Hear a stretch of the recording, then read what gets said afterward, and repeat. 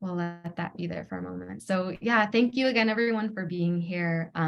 Feel free to put your name, pronouns, where you're calling in from, and one way that you maintain yourself in the chat.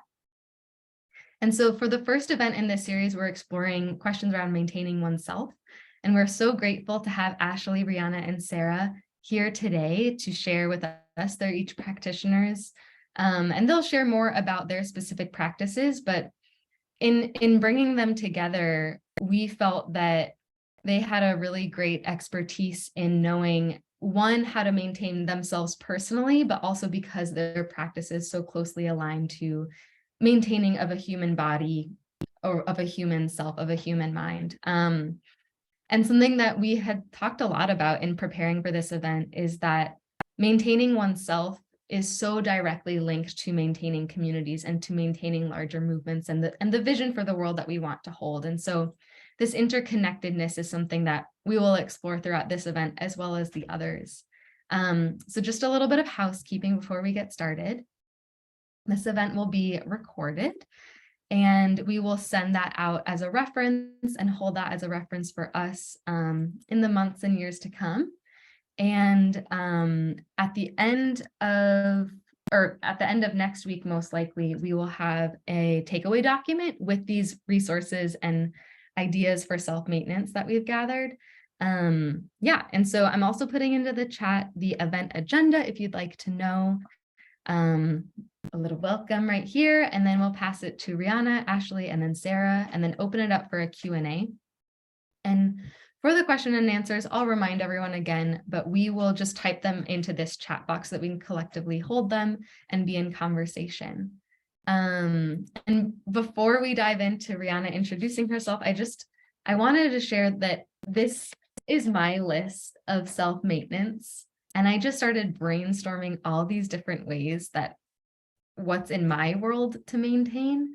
And it's been a really interesting practice to also then look at what parts connect to my larger community and to larger movements that I'm a part of, and what parts take a lot of time versus which come easily. And so it's just become a really interesting practice to think about self-maintenance. And yeah, I'm really excited to explore this today.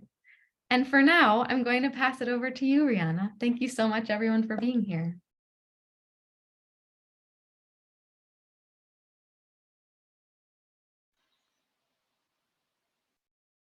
Great. I just want to double check that my screen is visible. Liliana, it's okay? You can see it? Great. Awesome. So I want to say a good afternoon or good Friday to everyone. It's a pleasure to be here. I'm Rihanna. Welcome to this spiral of life. Zoom is a portal into one moment of our life that will never happen again. So it is a pleasure to be here in full presence. And today I want to explore this concept called the way of the emperor on cocoon and emergence. For those of you who I don't know, nice to meet you. And I come from a background where I've studied ecology, especially in sustainable food systems, working in community development. I currently work with food assistance here in the Caribbean region, and I'm based on the island in Trinidad. So I'm going to go forward here. So to jump right in, this is one creature that I've been connecting closely. Some of you in the closer to the equator region, as I am in Trinidad, it's called a Morpho Pallades, also the emperor or Morpho Butterfly. You can also see it in Central America and Southern US. And it's absolutely beautiful, as you can see, with some of this vibrant iridescent hue. It's something that is very rare to see blue in nature for those of you who love spending time outdoors. And there's a bit of physics of light, like on a nanoscale, that the way that the light hits to be able to have this reflection. So I'm going to be using this as a guide for my talk over the next 20 minutes. So a little background, the pink dot here, this is Trinidad, where I currently live. It's the southernmost part of the Caribbean. And recently I went to this waterfall, and there's something that's so special for me personally of being outside. I know it's springtime for other persons in parts of the world, And just sitting there, it's a spirit of this emperor butterfly that I'm trying also to embody in my day-to-day.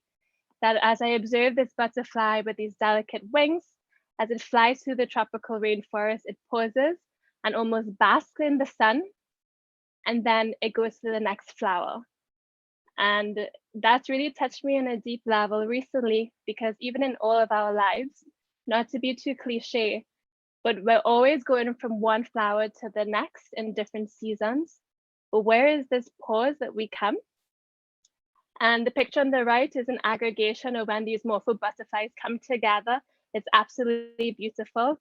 So here in the Caribbean, whether it's a carnival or a fete, when you come together for different seasons, those who celebrate Easter or Passover or Thanksgiving, that yes, we can be really beautiful on our own, but when we come together as a community or as an insect species, how incredible is that? I want to zoom in just a little bit because I'm all about patterns in nature and how we see biomimicry. So these are eggs of the Mofo butterfly, absolutely incredible.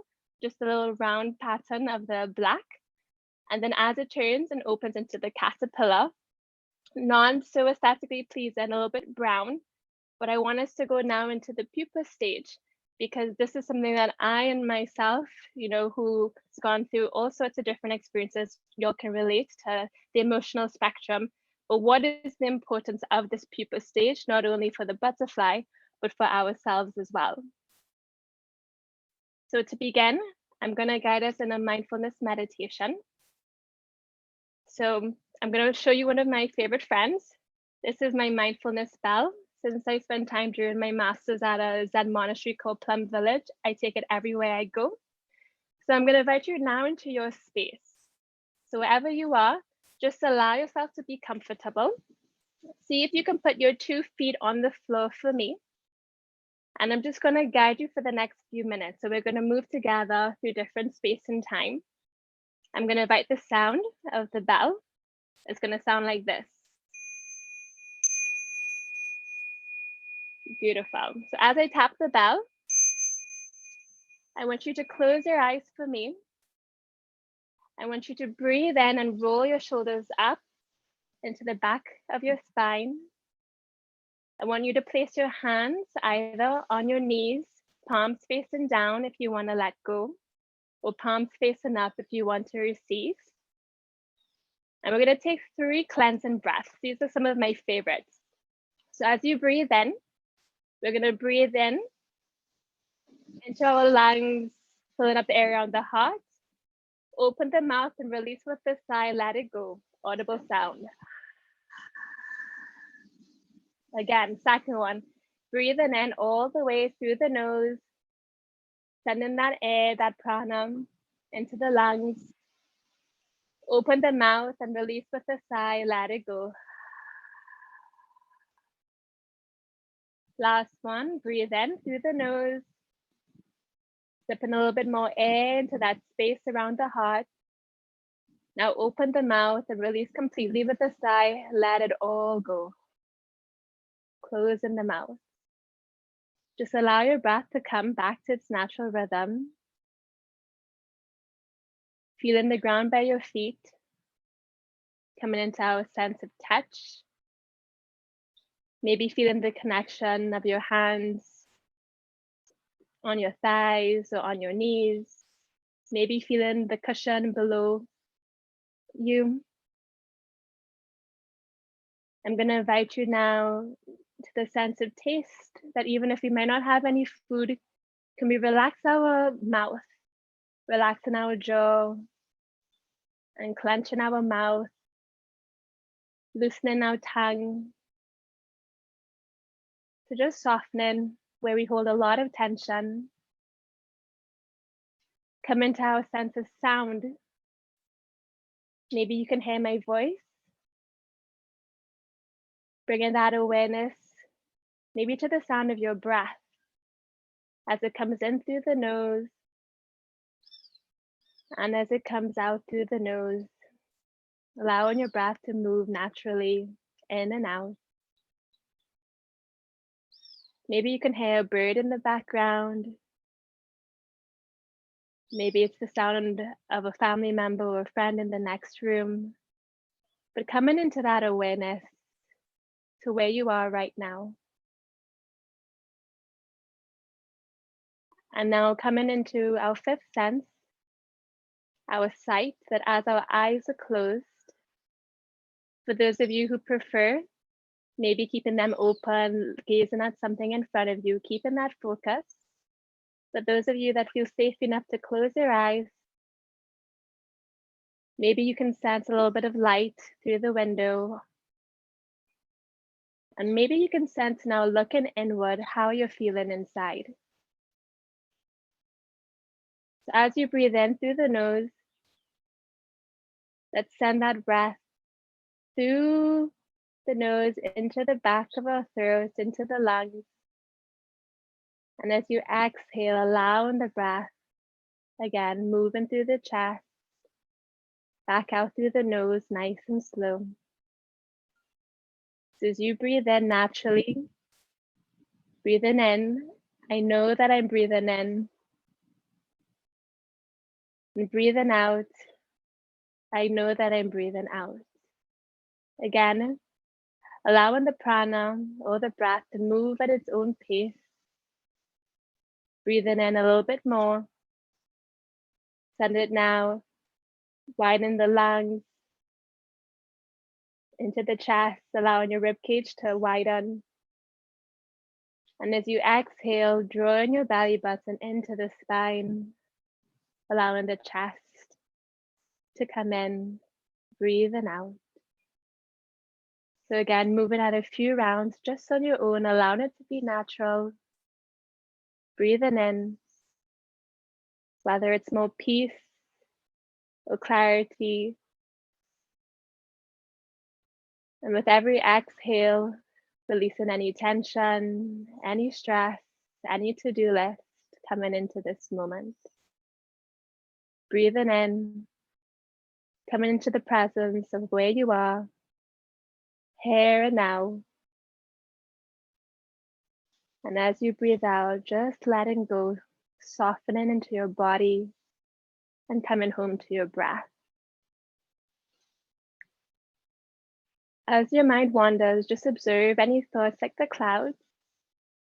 But in this moment, I'm going to invite you with your right hand or your left, but just ask our body where we might be feeling any tension in this moment.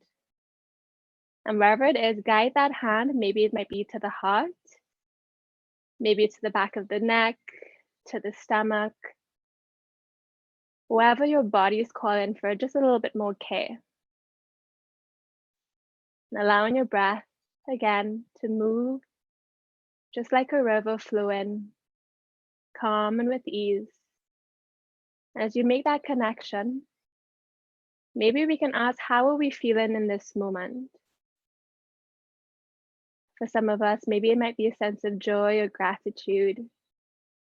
For others, it might be a little nervous or anxious or angry, but just welcome it all on the emotional spectrum. There's no judgment. And again, as you breathe in, sending that awareness into the space. And as you breathe out, just giving some extra care to release what we're holding on. 2 more rounds here, breathing in, noticing any resistance, being kind and compassionate. And as you breathe out, just softening. 1 more time, breathing in into the full presence of this moment. Hold it, and now fully release. Now inviting both of your hands to your heart in front, joining the fingers. And in this moment together across the world, just choosing your intention for yourself, whether it's a word of how we would like to maintain our practice, a relationship. And once you have that, we're going to take one deep breath in together. And on the exhale, bowing the chin to the heart, taking a pause, a sacred pause, rubbing the hands together, making a bit of warmth. And now placing the hands over the eyes, giving yourself a blessing, honoring yourself and your whole being. And then slowly blinking the eyes open, just like butterfly wings underneath the hands, dropping the hands away into the space around you. So one of my favorite teachers, allowing yourself just to come back into this moment together by Thich Nhat Hanh. And he says, breathing in, I know that I'm breathing in, and breathing out, I know that I'm breathing out. So hopefully you feel a bit more clarity, but in all of these moments, as this cocoon pause, where can we come into the full presence of where we are, to stop, to say no, and become aware with what's happening? And for me, one of my favorite somatic practices is the breath. And how can we see breath not just as something we do to survive, but as a gateway to feeling what's happening inside. And it's a miracle to come to that. So I'm going to proceed. So you've come out of the cocoon together, all of the emperor butterflies. So this is on emergence. So after we take the moment to pause in our day to rest, that what's really special about this type of butterfly is that right on the top, well, the underside of the morpho's wings, it's a little bit of a dull color, it's brown, which is good for camouflage. You'll see some of the owl-like eyes. So there's times when we need to rest that we don't want any attention from the world. So you can see that from this butterfly. But then when it's time to come out, on the dorsal side of the butterfly, which the dorsal is the top, you'll have this blue iridescent. And these are tiny scales that when the light hits is what causes that effect to have this vivid iridescent blue. So absolutely beautiful. I'm always blown away by the magic of the science. And just to touch more a little bit about that in nature, as we continue to learn lessons, it's something I like to do a lot, to walk in the forest. So wherever you are just going for a mindful walk, that nature too knows how to say no, when to take a pause, when to take off all the colors and just blend in, whether it's underneath a cozy blanket, whether it's on your couch, that there's a moment in life to come out and to work, but then we have to shut off and to almost say no. So what happens when life slows down? I want to share one book that I recommend to everyone that I just read. It's called Gathering Moss by Robin Wall Kimmerer. So I want to invite us that when we are able to tune in, just like what we did in that guided meditation, to actually open our eyes to see, to have a heart to feel. This is one quote that she says, there's an ancient conversation going on between mosses and rock. Poetry to be shown, about light and shadow and the drift of continents, an interface of immensity and minuteness, of past and present, softness and hardness, stillness and vibrancy, yin and yang. And this just touches on the duality of life. While I've been so fascinated with earth science, I've seen all of nature to be a portal into the philosophy of existence, that the same way that to know happiness and joy, we have to know grief and sorrow, but the same way that in all the dark and the light, that everything always has to coexist. So if we can surrender to almost the duality of life itself, I think sometimes the hardships can be a lot easier. I want to go into some graphics here. It's pretty amazing. On the right side is just a close-up of when you look into a microscope with a teaspoon of soil. And then here in this soil, you can see like almost 100 million to 1 billion bacteria, absolutely beautiful. And on the left is just a sperm and an egg too in the fertilization process. So I want to show the reflection of our inner ecosystem and the outer ecosystem of which we exist. Going in a little bit closer now on the left side, absolutely amazing. This is liver cells. And then on the right are leaf cells too. So you can see some of that mitochondria. But again, these tiny little patterns that you can see under a microscope, that when we take that focus in through meditation and we can actually understand the science of this phenomena of our body, that we can also appreciate the life around us. As we zoom down, this is an example of a synapse that goes off into the brain. So whenever you see a loved one, when you eat something that you really enjoy, and if we were to take that same pattern of a neuron firing in the brain, but almost looking at a hexagonal shape of a snowflake, or when ice happens with water molecules, absolutely amazing. I don't want to geek out a little too much, but again, I love this sense of awe and wonder that we have around us each day. When we look at the bronchioles of the lungs, that we just breathe together, which is the most powerful thing. Again, thinking of nature and the trees, these are one of these beautiful roots here in Trinidad, like in the rainforest. But again, the same air that trees and plants are releasing, the oxygen, and that which we breathe in, but there's a coexistence that happens. In mindfulness, we call it interbeing. For one to exist, we need the other. And then this is one of my favorites. You won't guess what the one is on the left, but this is actually the gut microbiome. Almost looks like a spiral. So again, for those of you who are all having your kombucha and kefir and all into prebiotics. But then on the right, I went to a star party recently to look at the galaxies.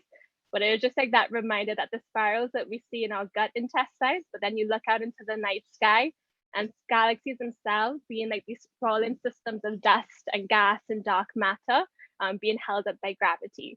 But it's wild, you know, I want to share that this life in itself is absolutely mind-blowing. But at the same time that it's also really sad, I want to remind us that there is that dual side, the tragedy.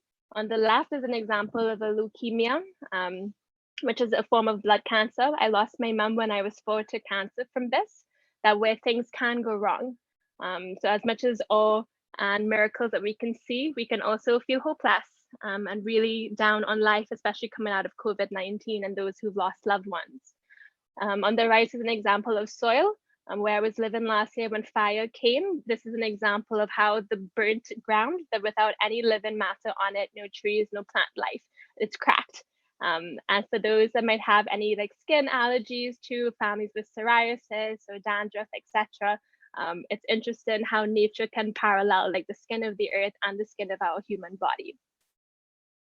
I want to go a little personal, not too much, but again, this is an image of my mom, like one of the last memories I have with her before she got cancer. And then on the right, a little bit of the ancestral line. It's something that I feel is really important for all of us to understand where we come from. As a minority here in Trinidad, my grandma's side, she left from the Chinese Revolution in the 1940s and 50s during that civil war. So there's a lot of like fear and struggle and a scarcity mindset that plays out, because I think for us to know where we are right now and what we struggle with, knowing our childhood traumas, but also our ancestral traumas is really important to look at. So I just want to expand a little bit through there, because where mindfulness and meditation has helped me the last 13 years of my life is that growing up, once you have a mum removed, for those of you who come from a little bit of a broken family home, you all can relate definitely. But right away from 4 years old, like there was no sitting at a table, eating together. My father worked really hard as a single dad, providing for 4 kids, a lot of boxes. What used to be the playroom, everything got boxed up. So you go into fight, flight, freeze mode. And I'm not going to go into the deep psychology, but just for us to understand the brain a bit of how we've been wired. And through some of these practices, through meditation and through what my 2 other colleagues will share, but just understanding the limbic brain. So where we react, you know, that reptilian side of us, so that when we get triggered, we kind of break down, and just to understand what happens there. And then on the other side is our prefrontal cortex, the thinking, the problem solving. And whenever we get triggered, which is inevitable, that as much as we keep those of us who are on this healing journey to be aware of how do we regulate, how do we calm down, how do we come back to our breath, so that no matter what the trauma is from your childhood or throughout your life, pain is pain, and that's a human shared experience that there's no denying. But the question is, through the resiliency, how do we come through as a community to support one another in better ways that are more trauma informed? And I just want to share this practice of what's called reframing. So I come from, it's been a really long journey, but in a nutshell, I've learned, especially through the Zen tradition, again, that whatever tragedy has hit us in our life, that there is a way to reframe. And it's not to look through a rose tinted glasses, but very much again, life happens, but each of us are designed to know what works the best for us. So for example, for me, like through studying yoga and meditation, learning more about Ayurveda, learning more about permaculture and farming, this has been my journey. Learning again how to work with communities to organize for food aid during disasters, how to bring people together to celebrate being alive together, and that's really important. But again, to also honor some practices that can help each of us.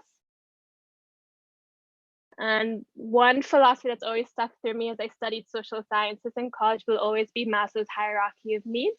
So again, on the basic level of knowing what we need to survive, the physiological that everyone knows about, a lot of human justice issues around there. But for many of us, a tender spot or a pain point can always be the greater things like love and belonging, self-esteem, etc. Because sometimes like the physical is something that's always emphasized, but there's that relational component that I want to really highlight too, that's where community comes in. And in all of my studies and all of my work, that where there is conflict on the outside, there's also conflict happening on the inside. So questions of how to address things like that. When you look at yoga or any religion that you choose, yes, self-actualization is important, but there's one practice that always stuck with me, which is called like it's an engaged spirituality, that we don't just sit on a cushion to meditate, but how do we go out into the world with our different skill sets to bring peace. But as many of us know who are in the activism area, it's really easy to burn ourselves out. And that's where the maintenance comes in of what do I need in this moment? How do I pause? How do I take a breath? And what are these simple, very simple practical tools that I can take with me? So I just want to share kind of like my journey. So as a teenager, some things very basic that helped me a lot were yoga, meditation, journaling, dancing, running, volunteering, and church during that season of my life. But it's interesting to see our own evolution of rest or these somatic practices or community-based support that comes in. Then in my 20s, I got really into like education and career. But in the midst of that, things like therapy, if that works for you. For me, it's always been forest hikes and sea baths, having friendships. You can see some things that stayed the same, so like yoga and meditation, journaling. Sleep became more of a priority, nourishing meals as I studied agriculture and gardening and pottery. So again, working with my hands, being outside. And in my 30s, it's interesting to see as we go down this journey of trying to find that balance. So you can see the things that have stayed the same with me that I believe in, but who knew that now more than ever, things like massages would matter, walking with my dogs, learning about boundaries, that's been a big one, how to say no, things like acupuncture, even making a home. So bringing back that Maslow's hierarchy of needs of the security on a very root level, then also now to heart level. And I just shared all of that as a spiral to also bring it back now, that even in the midst of things, like we're all humans. So having something like a favorite treat, that can be really comforting. And yes, I'm going to advocate that that is a form of maintenance as well, to know that if you've had a really hard day, what is something right away that might bring a little bit more comfort to bring us back.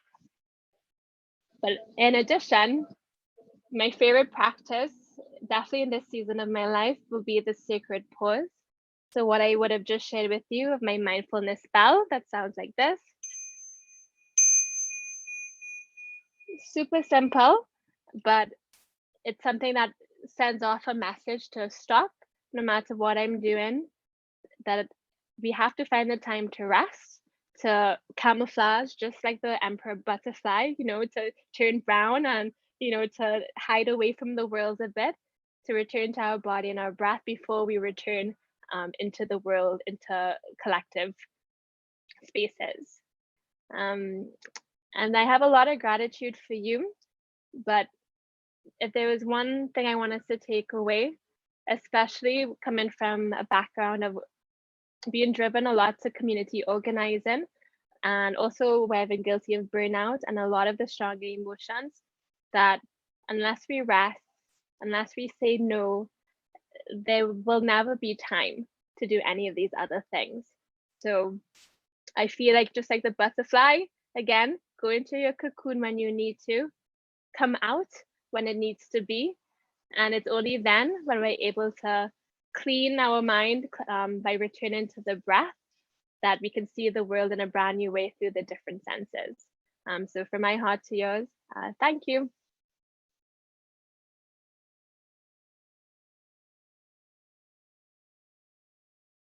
Rihanna, thank you so much. That was really beautiful. I'm like in the midst of like, wow, just like scratching notes over here. Thank you so much for sharing. If you have questions for Rihanna, please feel free to put them into the chat. We are going to transition over to Ashley next. I'm going to unpin and repin. And yeah, thank you so much, Ashley, or Rihanna, and on to you, Ashley. I'm going to remove spotlight and add the spotlight to you, Ashley. And yes, questions in the chat. We're here for it all. I'm really excited to, continue on with this event. Over to you.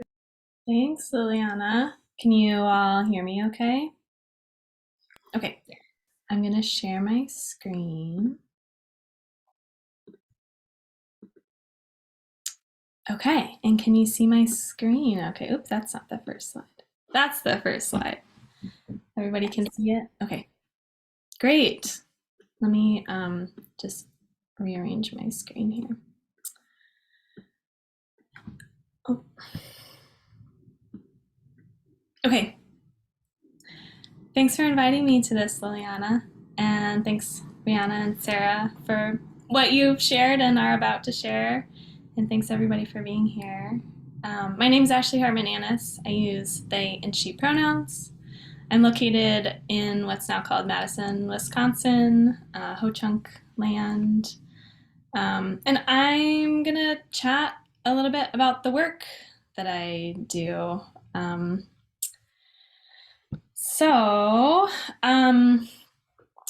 Yeah, there's a handful of offerings that I have available for my community, and I'm going to talk a little bit about some of the specifics in just a second. And I think a lot of these things really overlap and feed each other and nourish each other and inform each other. Primarily, I'm a full spectrum birth worker, which means that I support families through pregnancy, birth, labor, and also miscarriage, abortion, fertility challenges, pregnancy loss, postpartum, basically the full spectrum of pregnancy outcomes. And in addition to that, I also do a lot of teaching and education on fertility and reproduction, with a special sort of spotlight on gender inclusive fertility and reproductive work, and also trauma informed, which to me is really important, and I think really connects into this conversation of maintaining oneself, because so many of us, especially in the US, but I assume other places as well, don't receive comprehensive, gender inclusive, informed consent-based sex education growing up. And I think to be like fully embodied, to be fully realized as a human, that's like a really important piece, sort of wherever you fall on the sexuality spectrum or gender spectrum. It's really important to have that information, regardless how you're using it or how that shows up in your life. And so so that's a big part of maintaining myself and my community.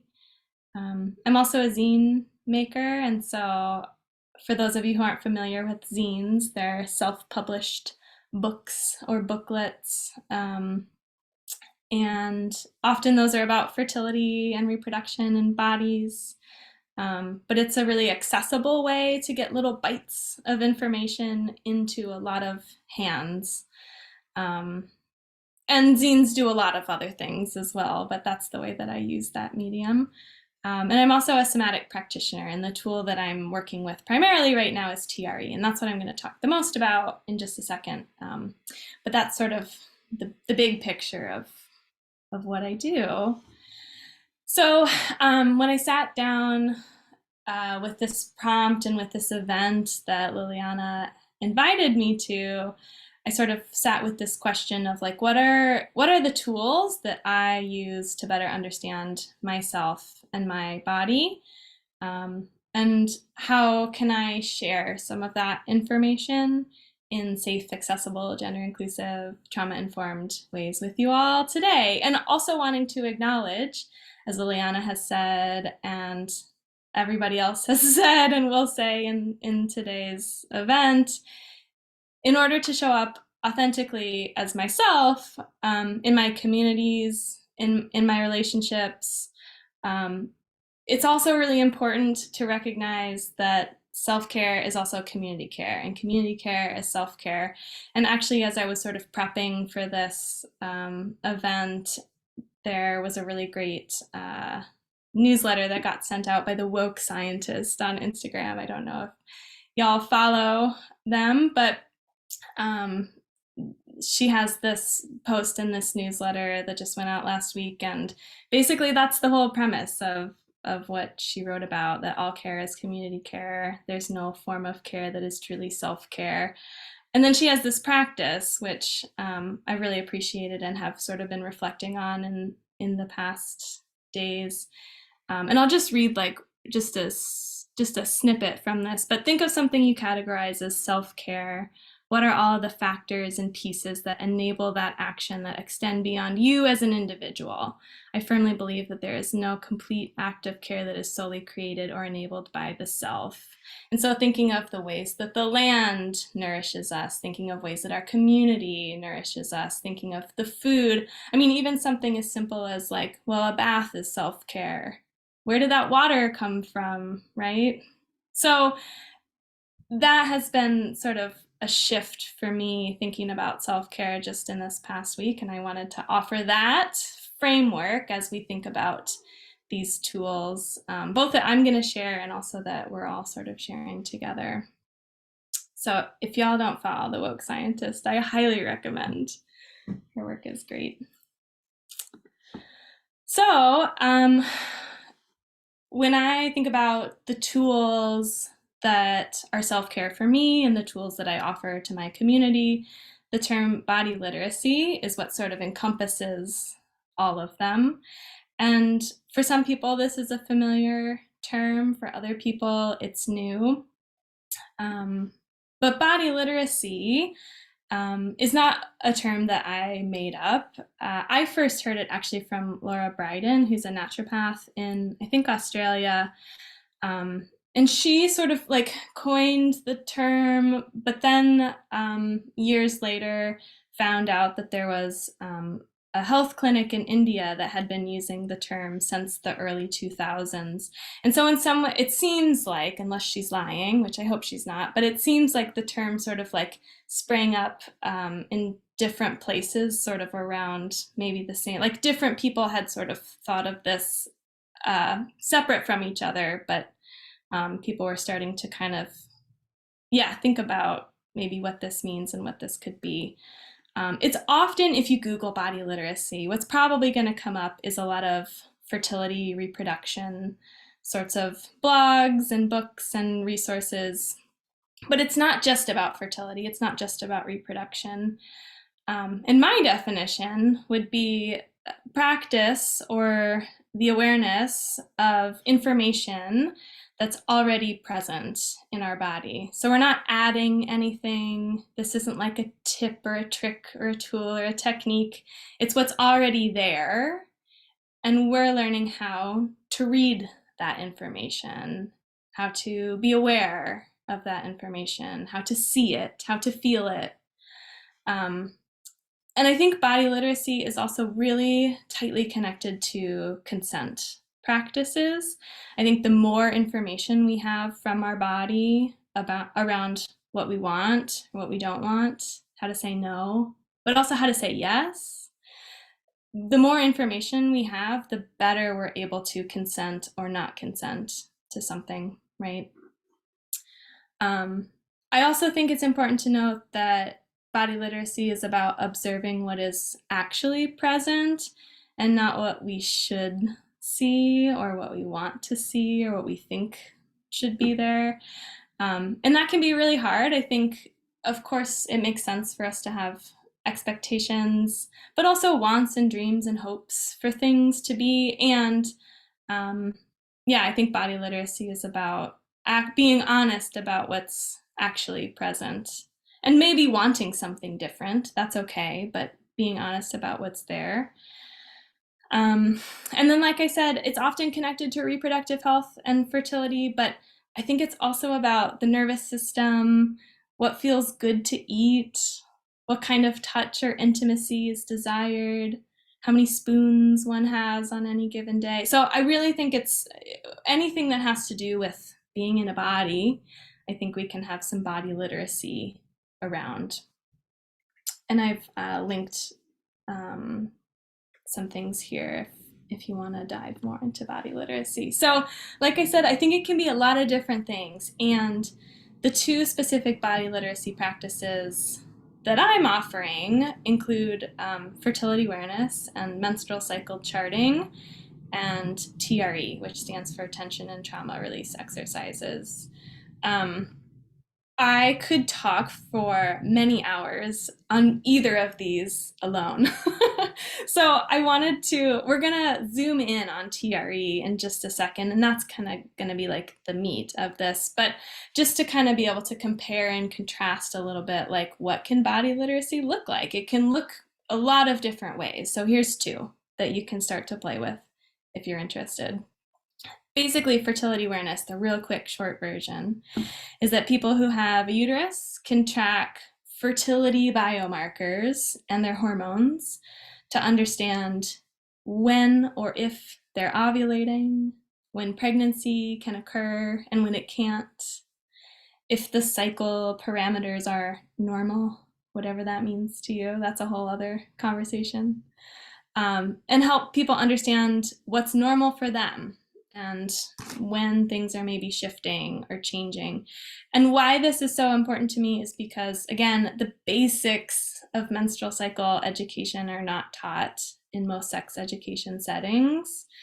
This isn't rocket science, and yet we kind of treat it like the menstrual cycle is such a mystery that we really shouldn't even touch it, and we should leave it to the authorities, the doctors, the people who know these things. We don't deserve to have this information about our body, and we couldn't understand it even if we wanted to. That's sort of sometimes the unspoken vibe around menstrual cycles and understanding the body in this way. And so for me, fertility awareness and cycle charting is really a way to take back that power and that information and to be able to say, this is my body. I'm able to understand what's going on, and here are the tools that I can use to really help me see, if I'm ovulating, to see if I'm fertile, to see what my options are around birth control, abortion, pregnancy. And that's really powerful, especially in the world that we're in right now with the laws and the restrictions to access that we have, especially in the US. So, like I said, that's a whole other thing. There's so much to say about that I'm leaving out right now. And I want to move us into TRE because that's, we're going to play a little bit with that today. And so I want to give you just a quick intro. Basically, and I also want to say, Liliana, time-wise, when should I be done? You're doing great time-wise. Let's say like 8 to 10 more minutes. Perfect. Yep, that's great. So all mammals have the ability to shake or tremor as a way to process and integrate stressful experiences and to release stress. And when I say this, sometimes people are like, oh, what? Really? And then we kind of sit with it for a second. And what often happens is that as people start to kind of think back on their experiences, most people can think of a time where their body got shaky. And some of the more common ones are like after a car accident, even if it was just a little fender bender, maybe you got out of the car and you were a little shaky and you looked at the car and you tried to figure out what had happened. Often after people give birth, there's shaking that happens. That's usually one that across the board people are like, oh yeah, after I gave birth, my body was super shaky and there was no stopping it. Sometimes before like a big speech or a big presentation that you're giving at 2 p.m. for the maintainers, your body gets a little shaky because the nerves, right? Or if you were talking to a boss or an authority figure, sometimes after people come out of anesthesia, after a surgery, they can be really shaky. Or if you've never experienced that in your own body, maybe you've seen your dog run under the bed and shake during thunderstorm or fireworks. So if we sort of spend a little bit of time with it, usually people can sort of come up with like, oh yeah, I think I've seen that, or I felt that, or I've seen somebody else do that. It's really common and it's really normal, and it's a built-in tool that we have in our bodies.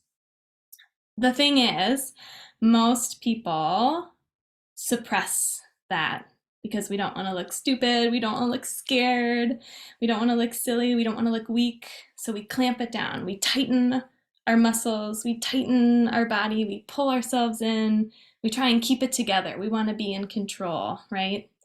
When in actuality, that movement is a really wise tool that our bodies have to help process and integrate and move things through. So I want to show at least part of this YouTube video. What happened, there's no death here. So I want to give that.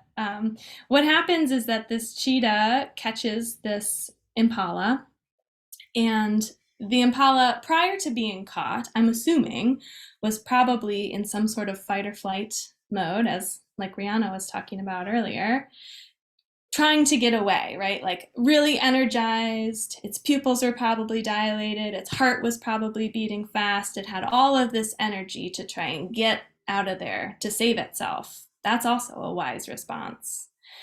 The impala gets caught by the cheetah, and what does it do? It goes into a freeze. And so you'll see when we watch this video, it looks like it's dead. It's not, but its wise body shuts down all the non-essential things and also is probably giving lots of hormones that would help with the inevitable pain of being ripped to shreds. And we see other animals do this too, right? Like if they think they're gonna die, they just conk out so that they don't have to experience the trauma of death. Super wise, that's really smart. Humans do this too. If we think we're gonna die, we dissociate, right? We leave our body. We don't want to deal with this thing that's happening. What happens though is that we just had all this really intense energy, this get up and get out energy, and now we've gone into a freeze. And so what happens here is that the impala gets away, the cheetah gets distracted, something happens.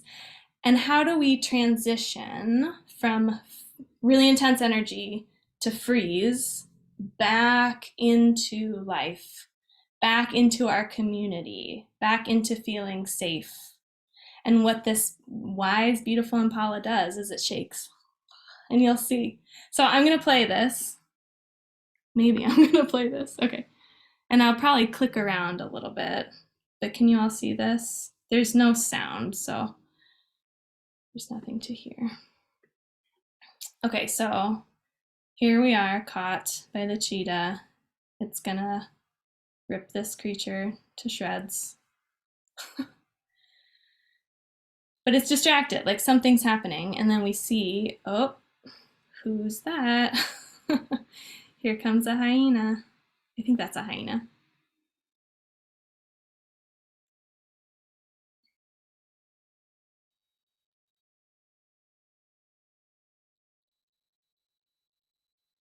Okay, so the cheetah's like, well, maybe this isn't gonna be lunchtime here.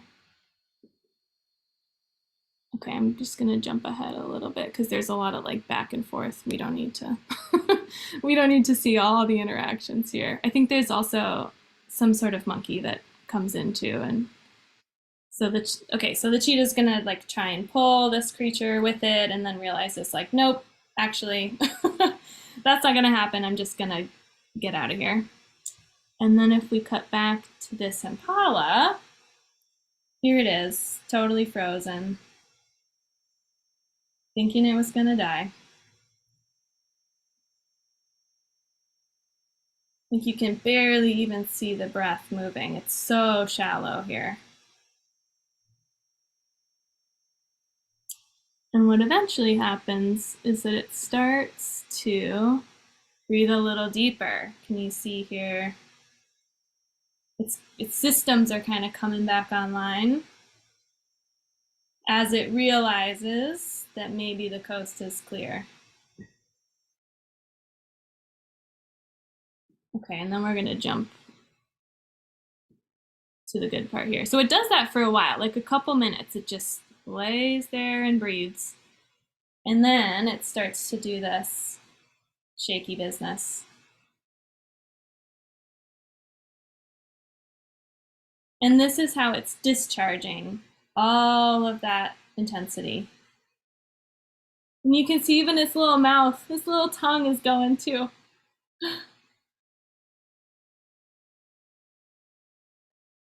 And it does that for a while. And then eventually, it's gonna get up and it runs away. Like nothing even happened, like it wasn't just about to die. There's the cheetah being like, what? Okay, so the point then of this practice is to do just that, to sort of initiate tremors within our human animal bodies as a way to self-regulate, as a way to release, as a way to let go of things. And it doesn't necessarily have to be right after the hard thing that happened. We can use this practice days, weeks, months, years after hard things have happened. Our bodies store this information. It stores the stress. It stores these stories, right? And we can use something like TRE or other somatic practices to help see what's there and to help move it out where it needs to go. So these are just the goals of TRE in general, to get to know this tremor mechanism and shaking, to be comfortable with it, to understand how to self-regulate. And this is a theme that has come up a couple times today, it sounds like. Part of TRE is knowing how to take breaks, is knowing how to rest, is knowing when to stop, and to know when's enough, right? Because so often in our lives, we just go, go, go, push, push, push, which is very capitalistic, very patriarchal, very colonialist ways of being. And so this is one way to sort of relearn how to rest, how to take care, how to maintain ourselves in this way. And then this is just a quote from the person who kind of founded TRE. He didn't invent the shakes. It's something our bodies know how to do, but he did a lot of work around it and studying it. And I love this. We're genetically encoded to know that we will experience trauma in life, and that we're able to endure trauma, and that we can recover from it. If that wasn't possible, we would have died as a species. Trauma is actually part of our evolutionary process. We know how to heal. Sometimes we just need some extra tools and extra support and community. So what I'd like to do is the first exercise in the TRE practice, if you're willing, and we'll just spend like maybe a minute or two doing this. But if folks want to stand, I'll invite you to stand.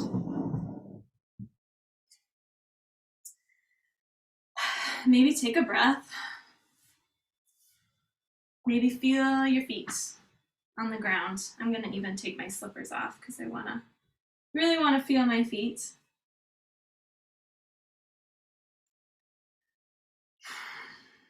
And now maybe spend just a moment kind of looking around the space that you're in. Just really gently, kind of let your eyes fall wherever they fall.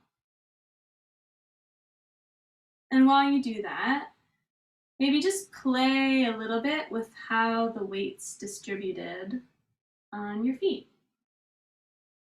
Just kind of feeling, the different parts of the feet. Try not to lock your knees, have a little gentle bend in your knees. And if, while you're doing this, you find yourself taking a big breath, sighing, maybe a yawn comes up, maybe even like a cough or a grunt or a groan, let yourself do that. That is good nervous system regulation. Don't try and suppress it.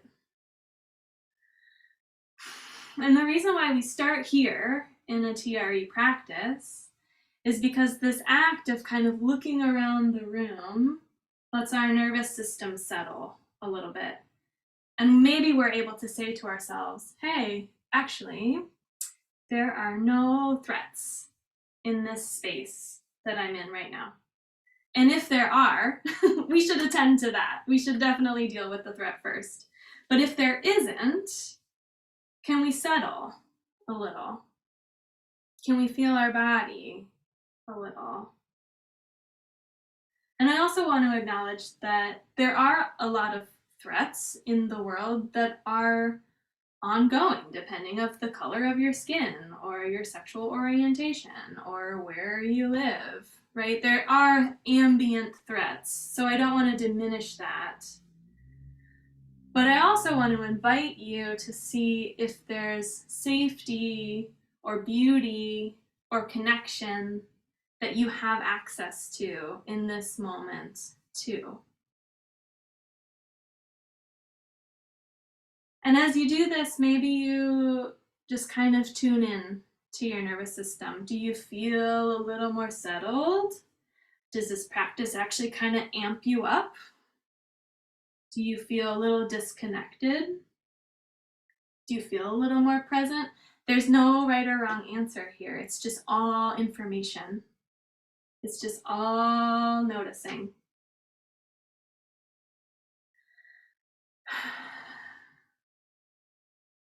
And what's cool about this is you can do this anywhere, anytime.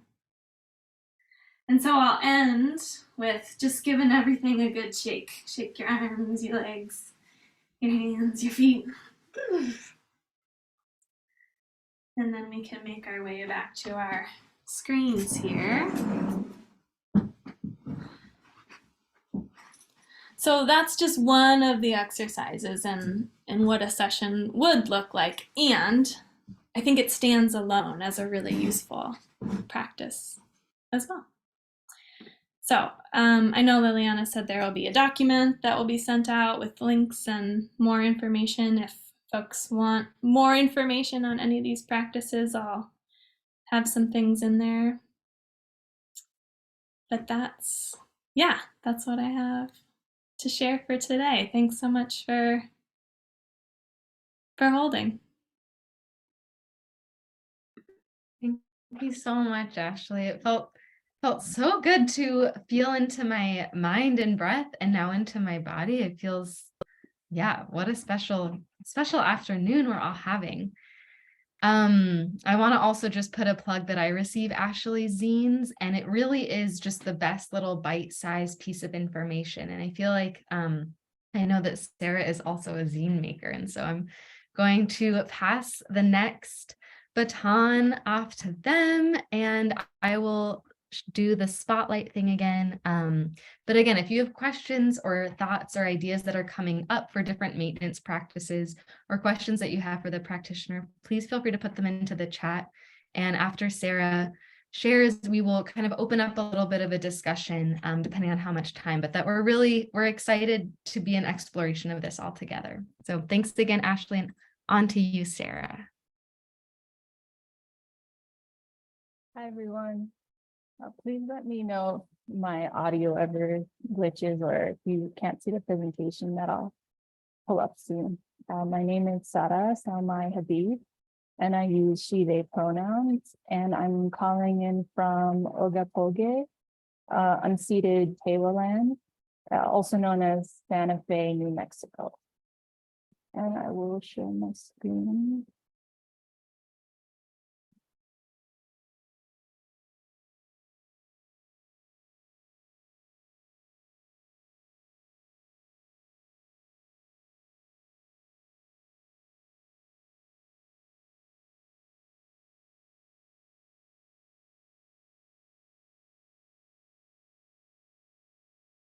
Okay.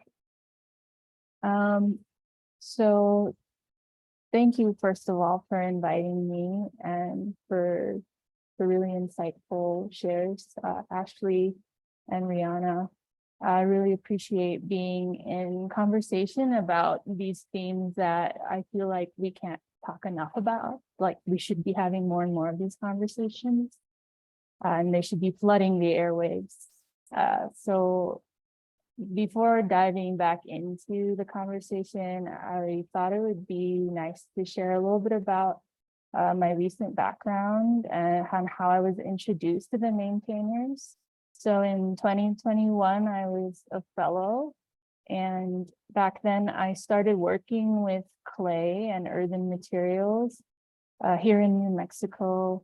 A lot of it was through renovating older buildings, and it represented a reconnection to earthen materials and a reconnection to ancestral technologies. A lot of these buildings here actually remind me of the adobe back where I was born and raised in Kuwait. So it was just like this very serendipitous reconnection through earth and through land, so far away from where I come from. And the project that I ended up developing had to do with this idea of home sovereignty. And I'll just read a little bit about it. The project centered around the idea of home sovereignty, which refers to community self-determination related to home and belonging. The work is contextualized within integrated liberation efforts of land, food, medicine, housing, and cultural sovereignty, as well as intersectional healing and kinship beyond borders. And in this particular project, it was done through the framework of adobe, which is a natural building material and maintenance process that have embodied relational healing here in Pueblo land, New Mexico, and globally.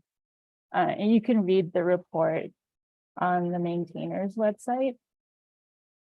And that really helped me sort of solidify a studio practice that I'm currently building out. And that practice focuses on these 5 seeds or pillars of build, repair, nourish, storytell, and learn.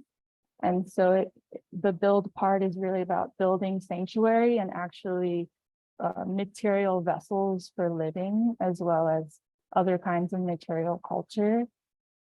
Nourishment involves food as well as spiritual nourishment and plant medicine. And then the repair part I view as a larger long-term goal, and it has to do with reparations and lifeways back. And then the story and learn is more of what I'm doing now of collecting archives of important stories around these things and sharing them, and also providing educational opportunities, whether it's through a workshop like this or through a community event, etc. And I thought it'd be fun to share a little bit about like the umbrella and context of where I'm coming in from. And then I'll just dive back into the conversation. So I really wanted to frame and recontextualize maintenance in the conversation of the series of talks that the maintainers is hosting, which has to do with not only the self, but community and movement. And I thought of the motivation behind maintenance within that context would be not as stagnancy, but as intentional transformation towards more liberated and loving relationships and experiences. And then to also further look at the self within the context of these conversations, I felt that it was important to talk of the self as oriented towards being very deeply relational. So when we contemplate our true nature, we can touch into the many relationships that make our existence possible. And like what has been shared, we can realize that we are a unique ecology unto ourselves, deeply entangled with many beings, elements, conditions, and cultural ways of being. And we can also think of our many lineages, whether that's familial or spiritual lineages, or even our activist community lineages. We're all a part of that stream. And so why is this important? Why is this framing important and getting specific like that about what I'm viewing self and maintenance as? I think that when we think of the self as an aggregate of all these non-self elements, we can begin to cultivate self-reverence and compassion and generosity that radiates outward. And with that type of rootedness and intimacy, we can embody the connected pathways we have to tend to ourselves and our communities.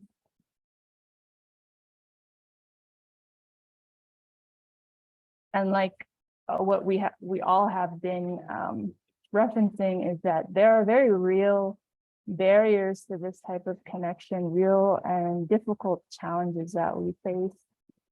And this connection is fragmented on a level that is constant and systemic, and it interrupts our ability to heal and move towards liberation.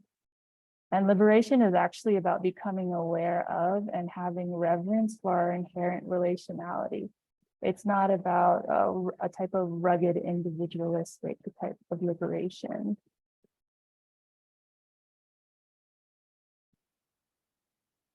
And so how do we transform and abolish some of these barriers?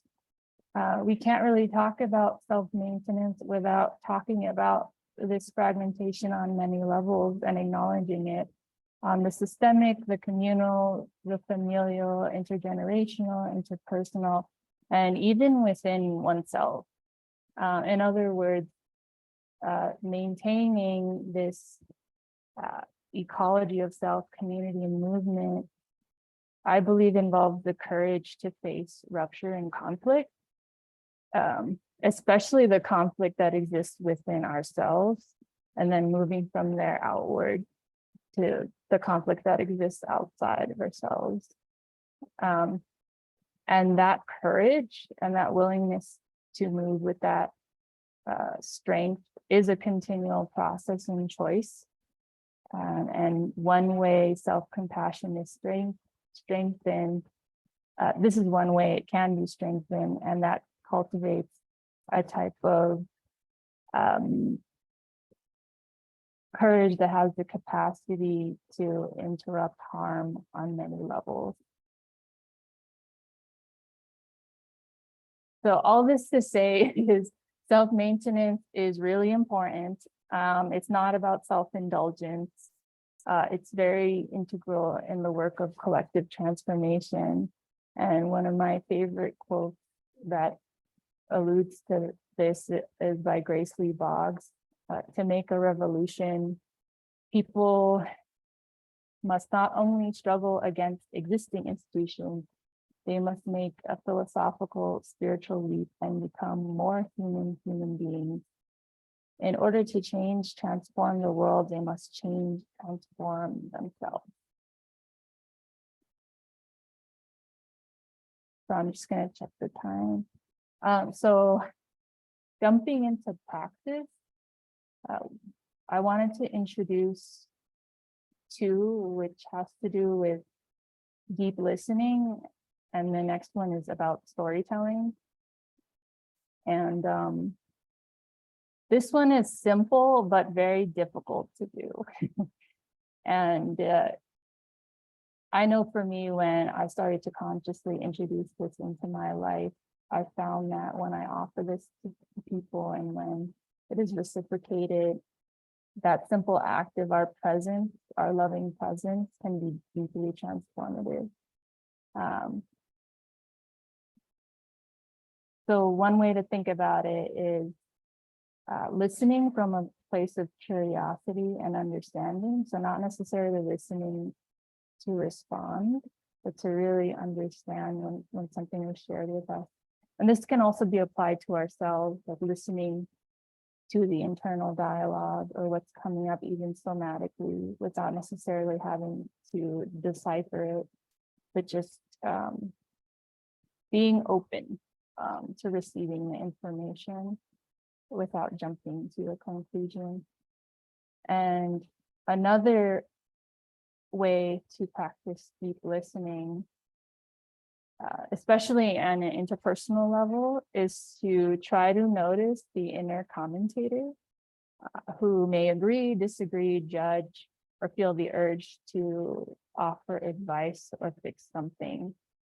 And this is really useful to become aware of, and to not really judge these things, but just to become aware of them and to let them go, become aware of them and let them go, become kind of that cycle of deep listening to your own internal dialogue in response to someone else.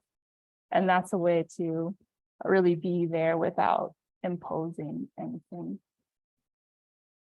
And so I invite you to practice. This can be brought into digital meetings, Zoom meetings like this, or conversations that you'll have in person. It's really a powerful tool when we consciously introduce this into our lives.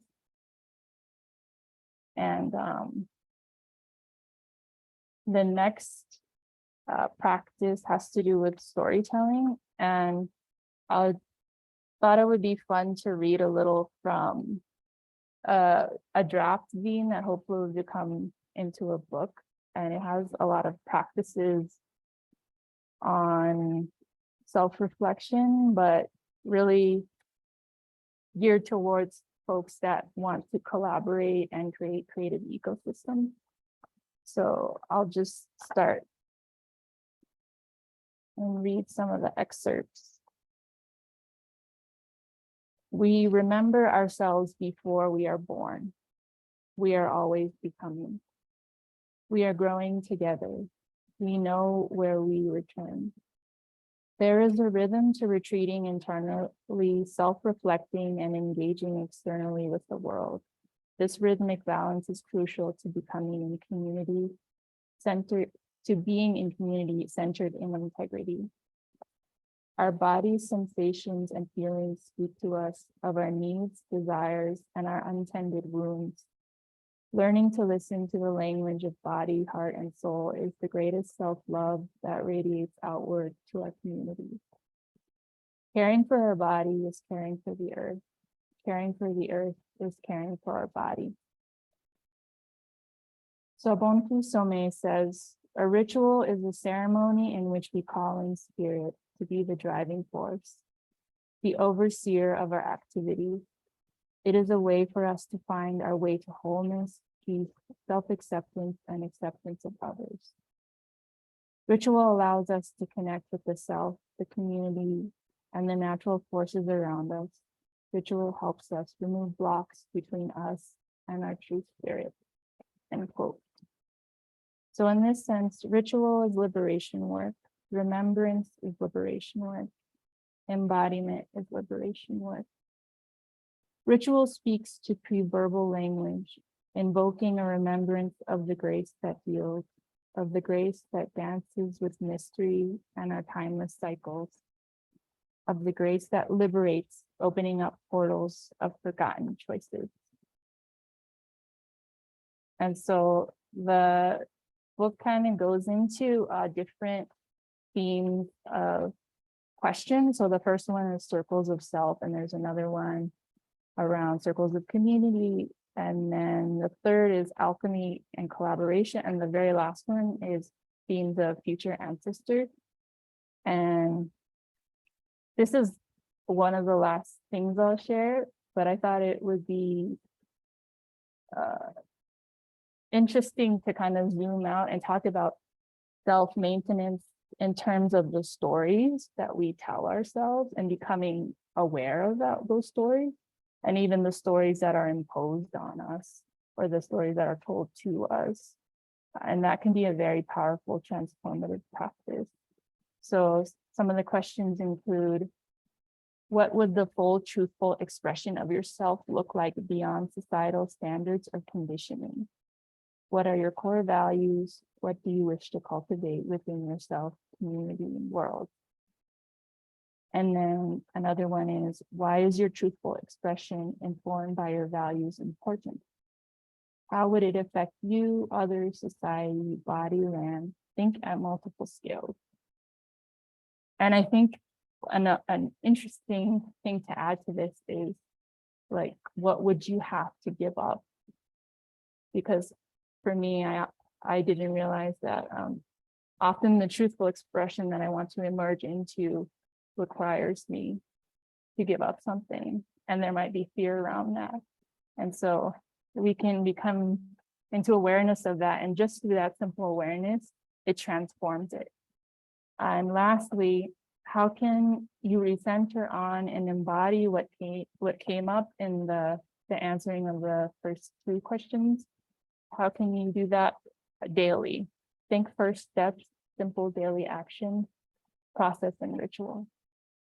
And so one technique to reflect on this that I find really helpful is free writing. So setting a time aside for yourself to just either type or pen on paper, allow yourself to write whatever comes up without censoring yourself, forever how long you have time. Yeah, I wanted to share that practice and end on a prayer poem, also from this little zine. It goes, I pray with seeds. I pray that we are guided, receiving, and present to our soul, family, home, community, partners, places that give us permission and blessing to root into nourishing ourselves, each other, the earth. I pray with seeds. I pray we come into a deeper relationship with the places in ourselves and on the earth that allow us to create more possibility, that welcome us in a sustained and balanced devotion to creating an abundance that overflows. I pray with seeds. I pray we remain on the path of tending each other's growth, healing, gratitude, reciprocity, joy, freedom. We affirm each other's ancestral wisdom and calling. We affirm the sacredness of our descendants. We affirm our life, death cycles in between, from the time we are prayed for in the whispered ritual of our ancestors, to buried seed, to blooming flower, to fruit, back to seed. With clear hearts, with clear intentions, protected, we continue. So that's it. Thank you for listening.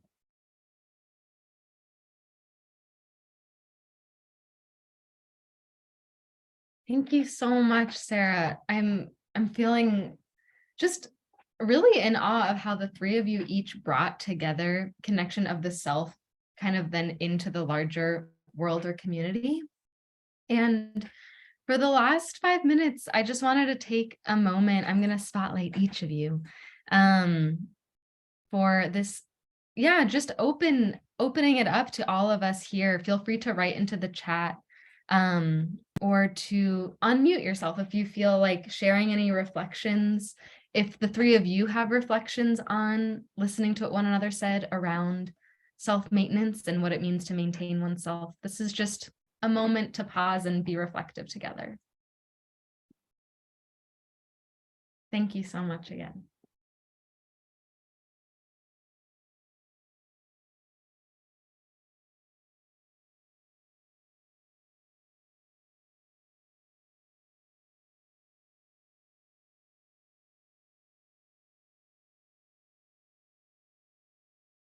And I guess to start it off, not that we don't want to just also sit in silence. I think that that is really important. And I think that, yeah, I'm feeling really reminded, Rihanna, of the sacred pause.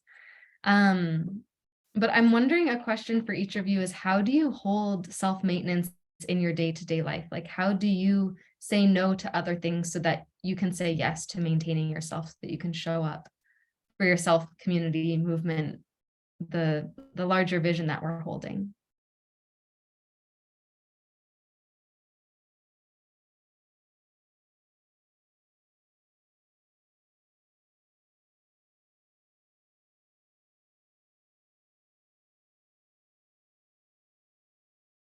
I can answer first. I I think I didn't really go deep into anything I brought up, but one thing that I think is so important is ceremony, ritual, anything that helps me connect on a daily basis to myself and to like what was very briefly mentioned, all the parts of me that are suffused by love from not myself, my community, the sun, water. I could talk for days. It's actually really moving to contemplate on that as a form of, not as a form of traditional meditation, but as a sort of meditation, is to really sit and be in gratitude for all those beings that carry us and that we carry simultaneously. And I think when I touch into that, I'm able to become more aware of my true self and move with more integrity. And that really helps me think of like, okay, this is not where I want to put my energy into spending this finite time in this form that I have left. And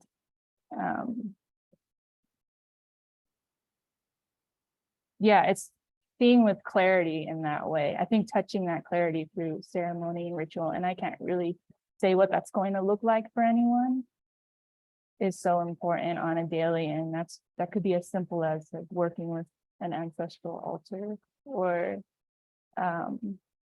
praying, things like that. I think the spiritual element of movement and political change has been really distorted throughout history.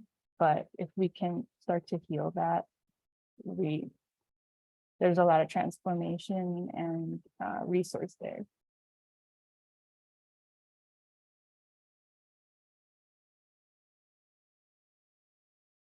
Sarah, or sorry, Rihanna and Ashley, do either of you have, thank you for sharing, Sarah. And Rihanna, Ashley, if you have any thoughts on just how to like make this space for self-maintenance. Any thoughts? Like how can we begin to like hold this space for ourselves? Yeah, I think the first thing that came to mind with that question, how do you make space for self-maintenance in your day-to-day life? Imperfectly is what came up for me. It's a practice. It's like an ongoing practice, and I don't do it perfect all the time. And in those moments where I feel like maybe I didn't do that the way I wanted to, that's also information. So yeah, as a perfectionist, it's been a good practice to be able to say, I'm never going to get this 100%. Probably this is going to be an ongoing fluid, flexible thing, and I'm going to do my best and ask for support when I need it and forgive myself when I don't do it maybe the way that I wanted to or that all my parts wanted to. So yeah, imperfectly is how I do it.